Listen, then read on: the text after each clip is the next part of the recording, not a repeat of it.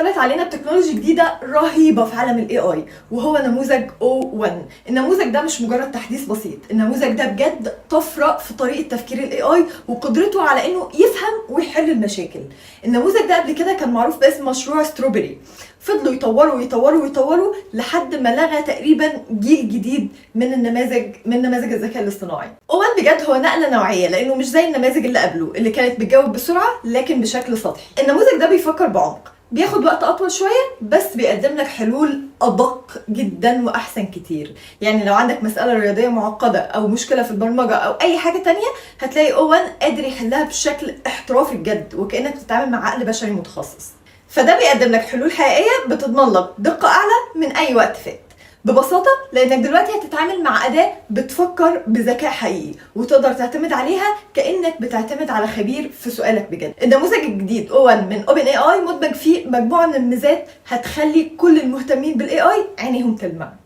زي مثلا اول ميزه التفكير العميق والذكي. اتفقنا ان O1 مش زي النماذج اللي قبله اللي بتعتمد على الحلول السريعه. النموذج ده بيشتغل بعمق اكبر وبيدرس المشكله ويحلها بطريقه عمليه، وبيديك حلول منطقيه ومحسوبه.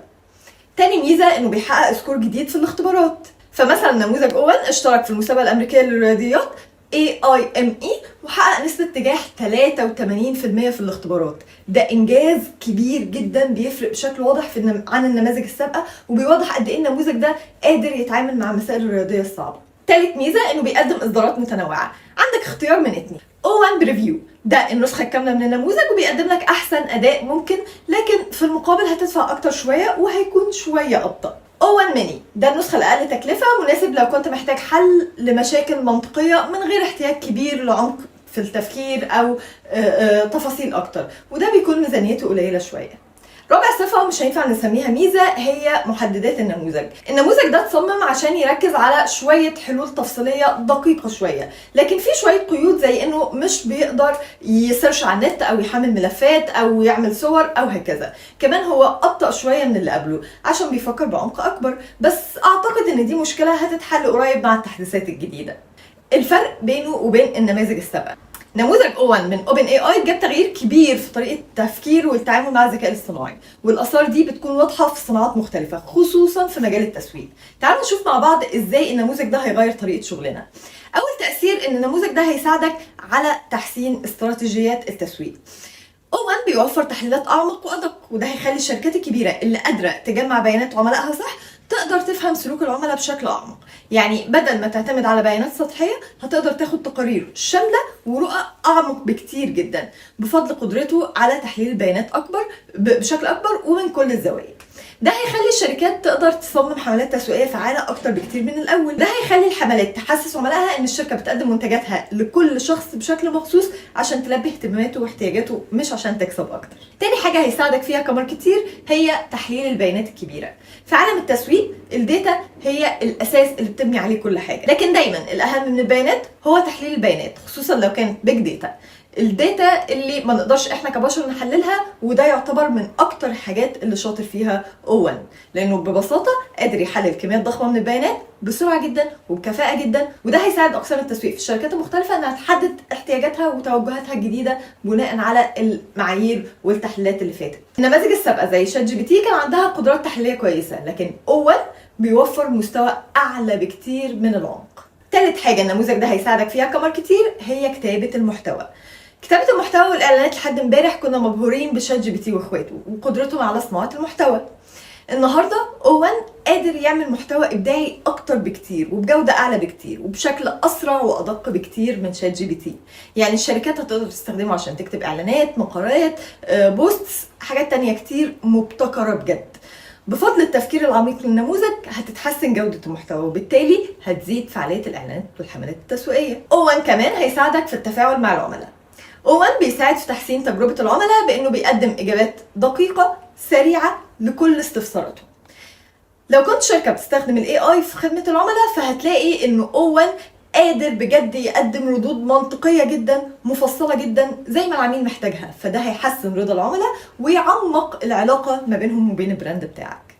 أخيرا وليس آخرا، O1 هيساعدك ان انت تتنبأ بالاتجاهات. اتفقنا ان O1 قادر انه يفكر بعمق اكبر ويحلل البيانات بشكل اعمق، بالتالي هيساعد الشركات ان هي تتنبأ بالاتجاهات المستقبليه بشكل احسن، وبالتالي هتعرف السوق بشكل واقعي اكتر. فسواء على مستوى التعاملات البيعيه او الاستثمار المباشر، او حتى على اداء الاستثمارات في البورصه وغيرها، فده هيساعدهم يحافظوا على وجودهم ونجاحهم وتوجيه خططهم التسويقيه عشان تناسب التغيرات اللي بتحصل في السوق.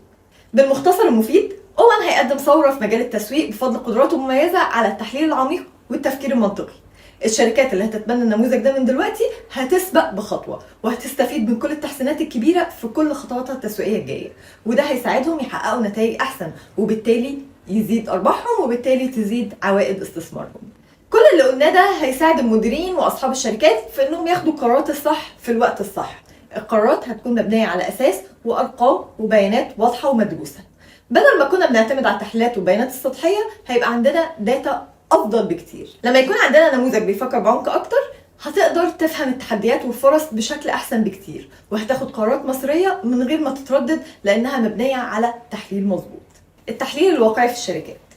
دايما بنشوف الموظف اللي بيطبل للمدير لدرجه تخليه مش قادر يشوف مساوئ الوضع الحالي، فبالتالي ما بيعرفش يطوره. O1 بيوفر ادوات تحليليه متطوره تقدر تدرس بيها الوضع الحالي وتحدد نقط القوه والضعف الحقيقيه. بالتالي هتقدر تعرف المشاكل وهتعرف الحل ليها، وبالتالي هتقدر تعمل الانشطه الفعاله فعلا اللي هتساعدك عشان تحسن الاداء العام في الشركه. تخطيط الاعمال والتنبؤ. كل ده بيساعد في تطوير خطة أعمال مبنية على تحليلات مظبوطة للتوجهات المستقبلية، فهيساعدك في تحقيق أهدافك التجارية والتوسع بشكل أكبر في كل الأسواق اللي حابب تدخلها. طيب إزاي أقدر أستخدمه؟